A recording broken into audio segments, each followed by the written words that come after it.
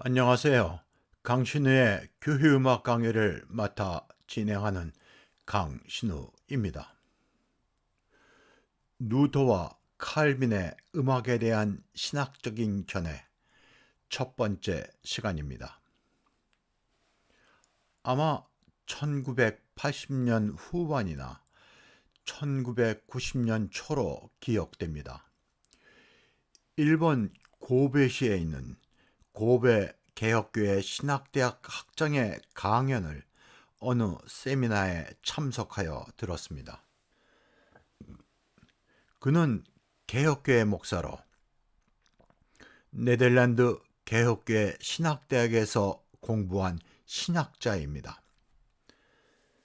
그의 말에 따르면 일본 교회와 한국 교회는 미국 근본주의 신학에 근거한 부흥주의 교회 리바이벌 처치의 영향을 받았다라는 것입니다. 그래서 두 나라의 교회는 유사하며 많은 공통점을 가지고 있다고 하였습니다. 그 공통점 가운데 하나가 일본 교회와 한국 교회는 신도들에게 성경 공부 외에 신학이나 교리 공부에 소홀하다는 지적이었습니다. 그가 경험한 네덜란드의 개혁교회는 그들의 하이델베르그 교리를 매해 반복하여 교인들에게 교육한다는 것입니다. 10년 교회를 다닌 교인은 10번, 30년 교인은 30번 반복된 교리 공부로 교인들은 자신들의 교회에 대한 교리와 신학적 견해가 확고하다고 합니다. 교회 음악에 대한 전통과 신학에 대한 이해는 찬송 한두 개를 배우고 익히는 것 이전의 문제인 것입니다. 우리는 이러한 지식과 인식의 부족으로 내가 잘 알고 익숙한 찬송을 부르는 수준에 머물러 있습니다. 이에 개신교회의 대표적 개혁자인 루터와 칼빈의 음악에 대한 그들의 신학적 견해에 대한 이해가 필요하리라 생각되어 이 강의를 하게 되었습니다. 이 강의는 한국교회 찬송가 예배음악 발전에 기초가 되고 길잡이가 되었으면 하는 바람입니다. 교회의 음악에 대한 강의 전에 동양과 서양의 음악에 대한 대표적인 사상이 요약된 글을 소개하고자 합니다. 공자는 음악을 다스리지 못하면 백성을 다스릴 수 없으며 퇴폐한 음악이 난무하면 그 사회마저 퇴폐하게 되어 멸망하게 된다고 하였습니다. 플라톤은 세상의 어느 것도 음악만큼 인간의 윤리성을 크게 좌우하는 것이 없다라 말하였습니다. 이와 같이 음악은 사회와 인간에게 미치는 영향이 깊어 음악에 대한 바른 선택이 우리의 삶에 중대한 것임을 깨우쳐주는 것입니다. 먼저 마틴 루터의 생애에 대한 이야기로 시작하겠습니다. 루터는 어린 시절 알토 음성을 가진 소년 성가대원으로 시작하여 청년기에는 학생 합창단으로 귀족의 집이나 행사에서 노래를 불러 식비나 학비를 마련하던 쿨랜데 합창단에서 노래하였습니다. 그는 사자가 되어 부드러운 테너 음성으로 미사에서 그레고리안 성가, 시편, 미사곡들을 외워서 노래하곤 하였습니다. 그는 플룻과 루트를 아주 잘 연주하였다 합니다. 그의 말을 빌리면 나의 플룻 연주는 악마도 매혹시킬 수 있다라 할 정도로 뛰어난 연주 실력을 갖고 있었습니다. 종교개혁 후에는 가정에서 가족과 친지들과 함께 다성음악을 노래하였습니다. 그는 음악에 대한 깊이 있는 지식과 능력 그리고 애정을 가지고 있었습니다. 루터는 당시 작곡가 가운데 조스갱, 핑크 그리고 특별히 잼프를 좋아하였습니다. 루터는 잼플에게 존경의 편지를 보냈는데 그 편지에서 당신이 나와 같이 설교를 할 수 없는 것과 같이 내가 몸을 부수는 노력을 하여도 당신의 음악에는 미치지 못한다고 말하였습니다. 루터는 대학에 다닐 때 작곡을 공부하여 찬송을 사성부로 작곡할 수 있는 능력이 있었습니다. 그러나 그는 단순히 찬송의 멜로디만 작곡하였고 사성부로의 작곡은 하지 않았습니다. 그 일은 음악가들의 몫으로 남겨두었습니다. 이는 그의 겸손함을 말하기보다는 찬송가의 음악적 요구가 전문가에 의한 엄중함을 말하는 것입니다. 그는 자신의 평생 음악 파트너이고 루터교의 최초 칸토르, 교회 음악 지도자인 요한 발터를 만나기 위해 그가 잘 아는 공작에게 부탁하였습니다. 발터는 루터교의 예배 음악가, 찬송가들을 편집하는 등 초기 루터교의 음악 발전과 기틀을 마련하였습니다. 루터의 찬송가 음악에 대한 업적입니다. 첫 번째로 신자들이 예배에서 찬송을 부를 수 있도록 하였으며 그 스스로 많은 찬송시와 찬송곡들을 쓰고 작곡하였고 찬송가집을 편찬하였습니다. 우리는 초대교회 때부터 신도들이 예배를 찬송해서 불러왔으리라 생각하지만 역사를 통하여 보면 교회 역사 2000년 역사 가운데 4분의 3에 속하는 약 1500년간은 예배에서 회중은 찬송을 부를 수 없었습니다. 루터의 종교개혁 이후 일반 신도가 예배에서 찬송을 부를 수 있게 된 것입니다. 이는 지금으로부터 500년쯤 전이 되겠습니다. 종교개혁을 시작하면서 부닥친 가장 큰 문제는 신자들이 부를 자국어 찬송이 없었고 예배의식을 위한 음악 또한 없었습니다. 이를 위하여 그는 스스로 찬송시를 쓰고 곡절을 작곡하였습니다. 한편으로는 능력이 되는 여러 사람들에게 편지를 보내 찬송을 쓰도록 격려하였습니다. 발터와 같은 유능한 음악가와 출판업자 라우의 도움을 받아 많은 찬송가를 발행하고 보급할 수 있었습니다. 두 번째, 루터는 신자 스스로 하나님께 찬송하고 기도 드릴 수 있게 하였습니다. 중세교회에서는 평신도가 직접 하나님 앞에 나올 수 없었기에 성직자의 중재가 필요하였습니다. 루터는 베드로전서 2장 9절, 로마서 5장 12절의 말씀에 근거하여 세례받은 모든 신자는 다 제사장이라 하여 만인 사제의 교리를 강조하였습니다.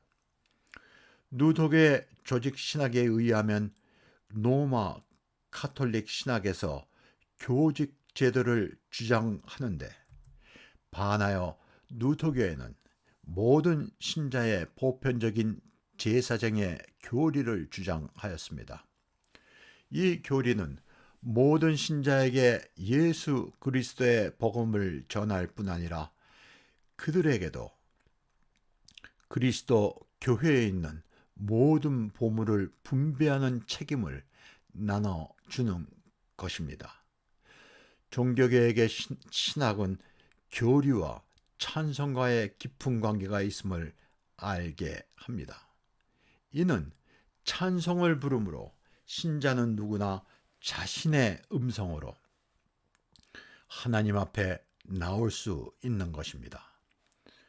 우리가 예배에서 찬송을 부를 때 함께하는 공동체적 요소도 있으나 다 함께 찬송을 불러도 하나님과 나 자신의 만남을 깨달아야 할 것입니다.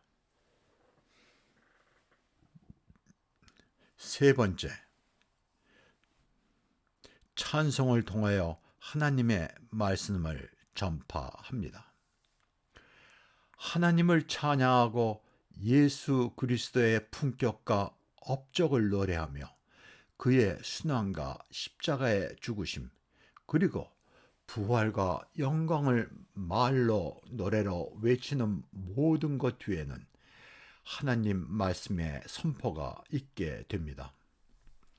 찬송을 통한 말씀의 선포는 언어와 음악을 통하여 하나님의 말씀이 널리 증거되고 외치는데 근본 뜻이 있는 것입니다.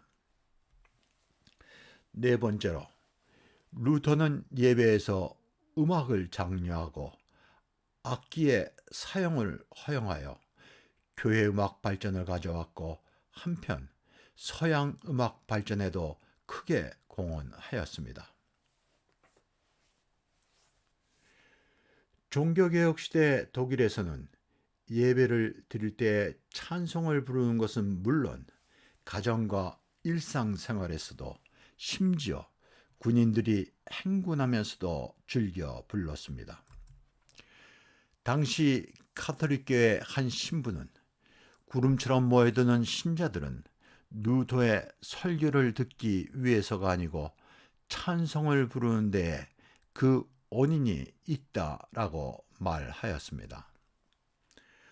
어느 가톨릭교회 신학자는 루터의 찬송가는 그의 책이나 설교보다 더 많은 영혼을 지옥에 가게 하였다라고 비판하기도 하였습니다. 이는 역설적으로 루터의 찬송에 대한 그 가치를 높게 평가한 것이라 할 수 있습니다. 오늘에 이르러 가톨릭교회도 신자들이 예배에서 찬송을 부르고 있으며 심지어 루터의 찬송도 부르고 있습니다. 루터가 가톨릭 교회의 예배를 개혁할 때 하나님 말씀에 합당한 것이면 무엇이든 그대로 보존해야 한다는 원칙 아래 가톨릭교회 예배와 전통의 많은 부분을 받아들였습니다. 예배에서 찬송을 회중이 부르도록 장려하였고 성가대가 노래하는 다성음악과 오르간을 포함한 악기의 사용을 권장하였습니다. 루터교의 대표적인 예배음악인 칸타타는 예배를 위한 교회의 오르간은 물론 포지티브 오르간, 하프시코드, 금관악기와 목관악기, 현악기, 타악기를 포함한 여러 악기를 사용하였습니다. 이렇게 다양한 악기를 예배에서 사용하는 교회는 그때에는 루터 교회가 유일하였습니다. 종교개혁 시대 개혁교회를 포함한 많은 교회들은 예배에서 악기의 사용을 철저히 금지하였습니다. 이렇게 루터가 예배에서 음악의 사용을 격려한 결과 독일의 세속음악에도 영향을 미쳐 바로 그 후기에 음악의 중심지가 이태리에서 독일로 옮겨오는 계기가 되어 독일 음악의 꽃을 피우게 하였습니다. 다음은 음악에 대한 루터의 신학적 견해입니다. 루터는 음악은 하나님이 우리에게 주신 가장 귀중한 선물이다 라고 자주 말하였습니다. 음악은 하나님의 창조물이기에 모든 창조물과 같이 좋은 것이라 하였습니다. 루터는 음악에 대하여 말하기를 모든 음악은 하나님을 찬양하는 것이다. 혹시 사람이 오용한다 할지라도 음악은 그 목적을 잃어 버리지 않는다. 누구든 음악을 경멸하면 그것은 신학이 모자라기 때문이다 라고 하였습니다. 이와 같이 루터가 음악을 그의 넓은 품으로 받아들인 것은 그의 음악에 대한 사랑과 깊은 지식 그리고 하나님의 말씀에 깊은 깨달음에 있다 할 수 있습니다. 루터 시대 루터교회에서는 음악에 대한 이해가 부족한 사람에게는 목사 안수를 주지 않았다는 이야기마저 있습니다. 같은 시기에 네덜란드의 종교 개혁가 스빙글리는 예배에서 음악은 영적인 정신을 잊게 한다 하여 예배에서 음악을 철저히 금지하였습니다. 그러나 루터는 이와는 달리 예배에서 음악은 영적 정신을 잊게 하는 것이 아니라 찬송할 때 음악은 말씀을 살린다. 다시 말하면 하나님의 말씀을 해석하고 이해하는 데 도움을 준다고 주장하였습니다. 루터는 하나님의 말씀 외에 음악보다 더 귀한 보배가 이 세상에 없다라 말하였습니다. 루터는 신학담의 자리는 음악이라고 기회가 있을 때마다 강조하였습니다. 루터가 쓴 창세기 주석에 하나님이 창조하신 기적 중에 귀로 듣는 기적이 눈으로 보는 기적보다 더 놀랍다라고 말하고 있습니다. 우리는 보통 하나님의 창조물을 생각할 때 눈으로 보는 것만을 생각하지만 루터는 귀로 듣는 창조물을 강조하였습니다. 이는 하나님의 말씀이나 음악을 귀로 듣는 것이며 믿음 또한 듣는 데서 생기기 때문입니다. 루터는 하나님의 말씀, 음악, 믿음 이 세 가지가 진실로 기적이다 라 말하였습니다. 특히 복음과 음악과의 관계를 강조하였습니다. 다음 시간에는 칼빈의 음악에 대한 신학적 견해에 대한 강의가 이어지겠습니다. 감사합니다.